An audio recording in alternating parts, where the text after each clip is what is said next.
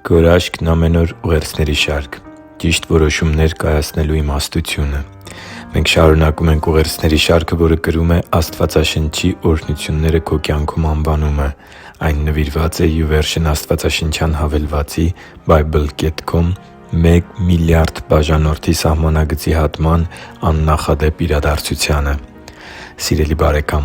այս ուղերձի մեջ անդրադառնալու ենք Աստվածաշնչի ևս մեկ կարևոր օրհնության։ Աստվածաշունչը մեր իմաստության աղբյուրն է։ Աստվածաշունչն իր մեջ անգամ ամենատկար միտք և ցածր ընդունակություններ ունեցող մարդուն այս աշխարհի իմաստուններից ավելի իմաստուն դարձնելու մի արտասովոր զորություն ունի։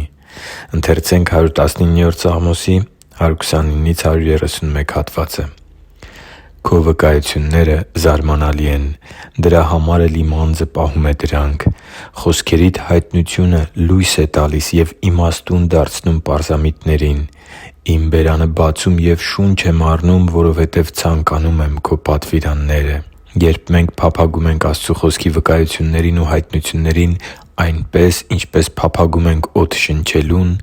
երբ նվիրվում ենք Աստծու, հոգևոր կյանքի ու մեր մասին աստվածաշնչյան ճշմարտություններն իմանալուն և ապրում ենք Աստծու կամքին հնազանդության փափագով, Նրա իմաստությունն ու գիտությունը լցվում են մեր մեջ Իր Խոսքի՝ Աստվածաշնչի միջոցով։ Առակաց 2:6 խոսքում գրված է.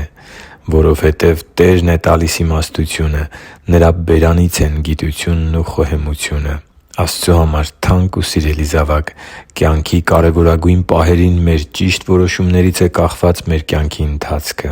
Եթե մեր այդ որոշումները կայացնենք Աստծու կամքին համապատասխան, ապա մեզ սպասում են Տիրոջ օրհնություններն ու պարգևները։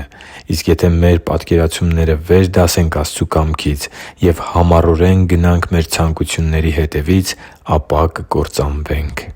Աստված Իր Խոսքի միջոցով մեզ հայտնում է Իր ճանապարհները, Իր մոտեցումներն ու ակնկալիքները։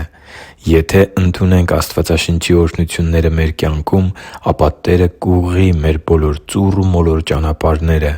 Աստվածավախ մարդն Աստծու կամքը վեր է դասում սեփական պատկերացումներից ու ցանկություններից։